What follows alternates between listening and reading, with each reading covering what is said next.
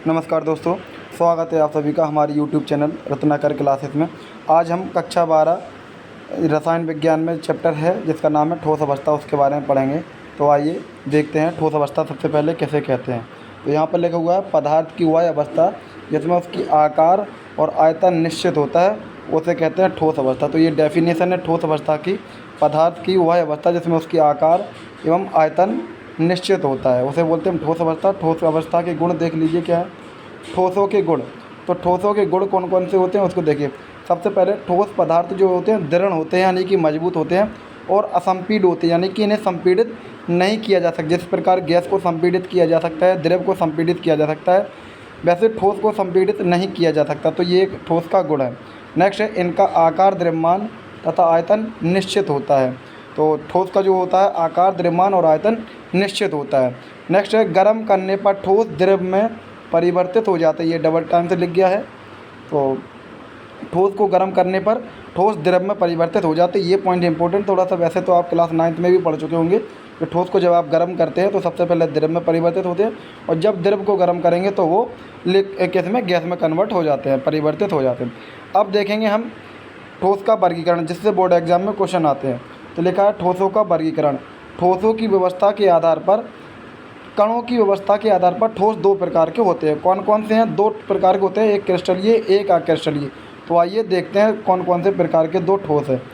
तो यहाँ पर सबसे पहले लिखा हुआ है कणों की व्यवस्था के आधार पर, इस आधार पर दो प्रकार के होते हैं। कौन? इस आधार पर जो होते हैं ठोस दो प्रकार के होते हैं, एक होता है क्रिस्टलीय और एक होता है अक्रिस्टलीय। तो देखिए क्रिस्टलीय और अक्रिस्टलीय में क्या अंतर है थोड़ा सा देख लेते हैं।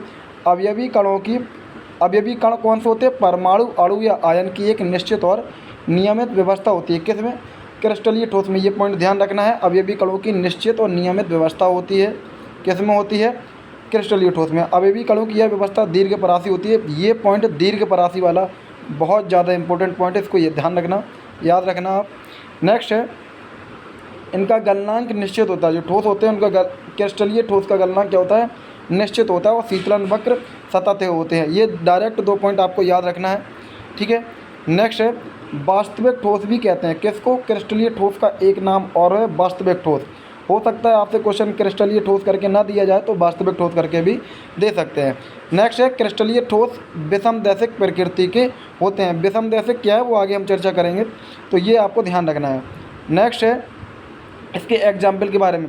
वैसे कई सारे एग्जाम्पल दिए हुए हैं, सोडियम क्लोराइड, पोटेशियम क्लोराइड, ये है पोटेशियम क्लोराइड, और इसके बाद दिया हो सोडियम सल्फेट, इसके बाद दिया है पोटेशियम कार्बोनेट, इसके बाद लिखा है लोहा यानी कि Fe जो सिंबल होता है, Au सोना, सोना जो होता है क्रिस्टलीय ठोस होता है, और कापर यानी कि तांबा, सिल्वर यानी कि चांदी, फास्फोरस, क्वार्ट्ज, ये क्वार्ट्ज लिखा हुआ है, क्वार्ट्ज, ग्रेफाइट और सरकरा। तो ये एग्जाम्पल्स हैं किसके? क्रिस्टलीय ठोस के। तो ये एग्जाम्पल आपको याद रखना है क्रिस्टलीय ठोस के। ये आपको एक या दो एग्जाम्पल याद रखना है, बाकी आप क्या करेंगे जब आपसे पूछा जाए, ये कई सारे ठोस दिए जाएंगे आपको क्रिस्टलीय और अक्रिस्टलीय के, तो आप बता सकते हैं कौन सा ठोस है ये, कौन सा नहीं है।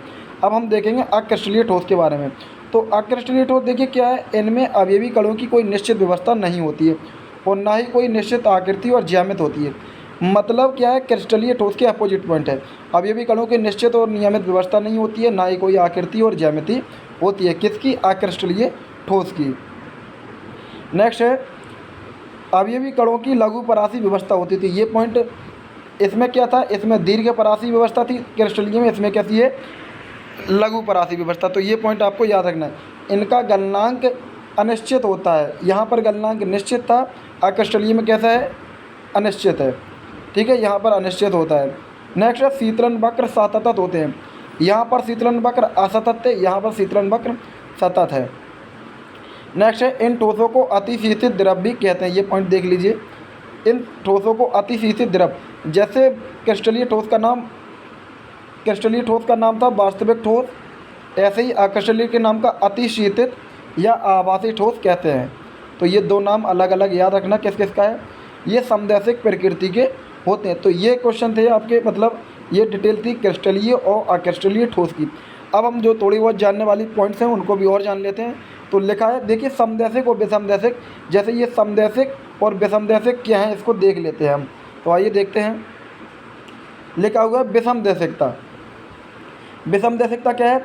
घनीय के जो क्रिस्टल होते हैं, घनीय क्रिस्टल की संरचना के अलावा क्रिस्टलीय ठोसों की भौतिक गुणधर्म, देखिए यहाँ से समझिए, क्रिस्टलीय ठोस के जो भौतिक गुणधर्म होते हैं कौन कौन से?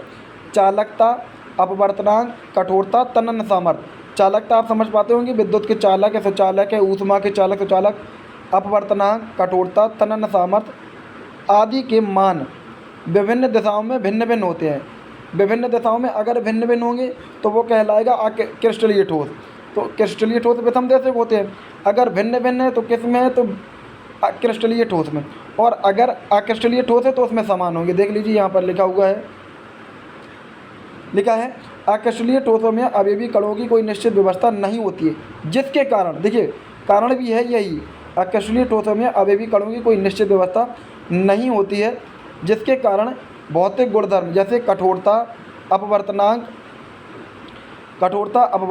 चालकता, तनन सामर्थ्य आदि के मान प्रत्येक दिशा में समान होते हैं। तो ये पॉइंट आपको ध्यान रखना है, समान होते हैं, यह गुण समदैशिक कहलाता है।